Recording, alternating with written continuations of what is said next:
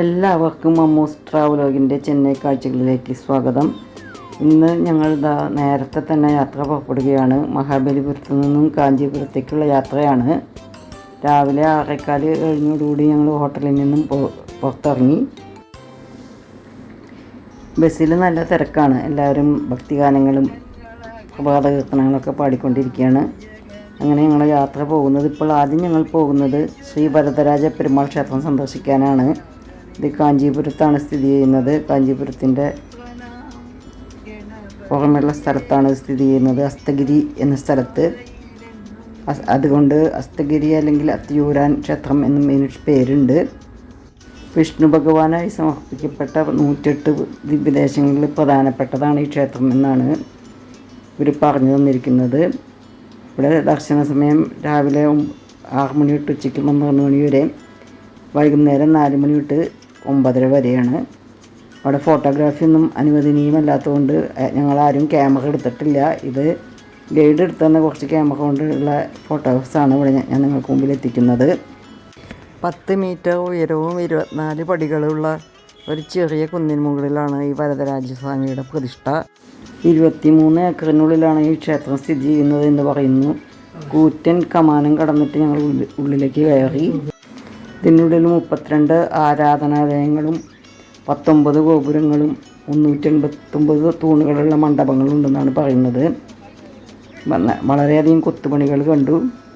പിന്നെ ഇവിടെ ഹഠാത് ആകർഷിച്ച സ്ഥലമാണ് ഈ കുളം. വളരെ വലിയൊരു കുളമുണ്ട്, വളരെ നീളത്തിലുള്ള ഒരു കുളം. അതിനുള്ളിലും ചെറിയ ഗോപുരങ്ങൾ പണിത് വെച്ചിട്ടുണ്ട്. കുളത്തിനപ്പുറത്ത് വലിയൊരു കെട്ടിടം കണ്ടു. അതും ഈ അമ്പലത്തിൻ്റെ. സത്യം പറഞ്ഞാൽ വീഡിയോഗ്രാഫിക്കും ഫോട്ടോഗ്രാഫിക്കും പറ്റിയ ഇഷ്ടംപോലെ സ്ഥലമുണ്ട്. പക്ഷേ ഇവിടെ മാത്രമേ അതൊക്കെ എടുക്കാൻ പറ്റുള്ളൂ. അതും കൂടുതൽ സ്ഥലത്തൊന്നും എടുക്കാൻ പറ്റില്ല. ആരും കാണാതെ എടുക്കണം എന്ന് പറഞ്ഞ പോലെയാണ്. അവിടെ പല സ്ഥലത്തും ആൾക്കാർ നിൽക്കുന്നുണ്ട്. അതുകൊണ്ട് വളരെ ശ്രദ്ധിച്ചാണ് എല്ലാവരും ഫോട്ടോ എടുത്തിരുന്നത്. 1-2 പേരുടെ കയ്യിൽ ക്യാമറ ഉണ്ടായിരുന്നുള്ളൂ. അവർ തന്ന വീഡിയോയും ഫോട്ടോസൊക്കെയാണ് ഞാൻ നിങ്ങൾക്ക് മുമ്പിൽ എത്തിക്കുന്നത്. ധാരാളം കൊത്തുപണികളും ഒറ്റക്കല്ലിൽ തീർത്ത വിഗ്രഹങ്ങളും എല്ലാം കണ്ടു. ഇതിൽ പിന്നെ കണ്ട ഒരു പ്രധാനപ്പെട്ട കാഴ്ച കല്ലുകൊണ്ടുണ്ടാക്കിയ ഒരു ചങ്ങലയാണ്. അത് ഇവിടെ കാണാം. ഈ കാണുന്നതാണ് കല്ലുകൊണ്ടുണ്ടാക്കിയ ചങ്ങല, ഈ തൂങ്ങിക്കെടുക്കുന്നത്. ഇതിനുള്ളിൽ നിറയെ കൊത്തുപണികളുണ്ട്.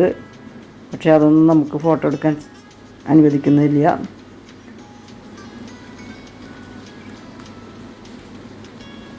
കൂറ്റൻ ഗോപുരങ്ങൾ, ഇതുപോലത്തെ ഗോപുരം വേറെ സ്ഥലത്തൊന്നും കണ്ടതായിട്ട് ഓർമ്മയില്ല.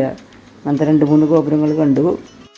പ്രധാന ശ്രീകോവിൽ പടിഞ്ഞാറോട്ട് ദർശനമായിട്ടാണ് 130 അടി ഉയരമുള്ള 7 നിലകളുള്ള രാജഗോപുരത്തിലൂടെ വേണം അവിടേക്ക് പ്രവേശിക്കാൻ. കിഴക്കേ ഗോപുരത്തിന് പടിഞ്ഞാറേ ഗോപുരത്തെക്കാളും ഉയരമുണ്ട്.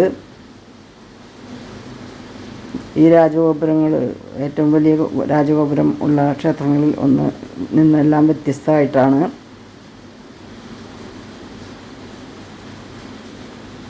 എന്തായാലും മനസ്സിൽ കൊത്തിവെച്ച കുറേ ചിത്രങ്ങളുമായിട്ട് ഞങ്ങൾ പുറത്തിറങ്ങി. ഇനിയുള്ള യാത്ര കാഞ്ചീപുരത്തേക്കാണ്. ഇതും കാഞ്ചീപുരത്ത് തന്നെയാണെങ്കിലും കാഞ്ചീപുരം പ്രധാന ക്ഷേത്രത്തിൻ്റെ കുറച്ച് ദൂരെയാണ്, ഗ്രാമത്തിന് വെളിയിലായിട്ടാണ് ഇത്. കാഞ്ചീപുരം ജില്ലയിലാണെന്ന് മാത്രമേ ഉള്ളൂ.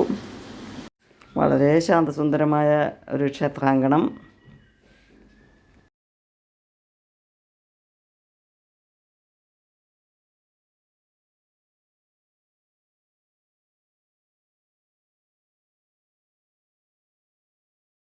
രാമായണത്തിലെയും മഹാഭാരതത്തിലെയും സംഭവങ്ങൾ കൊത്തിവെച്ച വിഗ്രഹങ്ങളൊക്കെ അവിടെ കണ്ടു. പിന്നെ ഞങ്ങളെല്ലാവരും കുറച്ച് ഫോട്ടോ ഒക്കെ ഇങ്ങനെ എടുത്തിട്ട് കാണാൻ നല്ല രസമുണ്ടല്ലേ. കാരണം എന്താ വെച്ചാൽ വെയിലും മഴക്കാറും ഒക്കെ കൂടിയിട്ടൊരു പ്രത്യേക ഭംഗിയായിരുന്നു. പഴയ കാലത്തെ വൈഷ്ണവാചാരങ്ങൾ മുഴുവൻ അതേപടി ഇപ്പോഴും ഇവിടെ പരിപാലിച്ചു വരുന്നുണ്ട് എന്നാണ് പറയുന്നത്.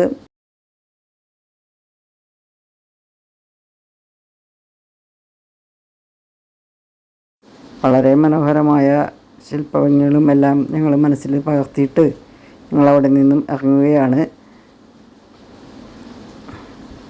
വളരെ മനോഹരമായൊരു ക്ഷേത്രം കേട്ടോ. നല്ല ചൂടുണ്ട്, 9 മണിയാവണേ ഉള്ളൂ, പക്ഷെ നല്ല ചൂടുണ്ട്, ആകെ മൂടിക്കെട്ടിയ അന്തരീക്ഷവും.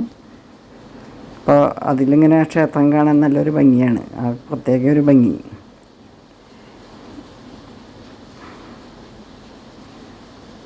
ഇപ്പോൾ കഴിയുമെങ്കിൽ നിങ്ങളെല്ലാവരും ഈ ക്ഷേത്രം ഒരിക്കലെങ്കിലും സന്ദർശിക്കുക.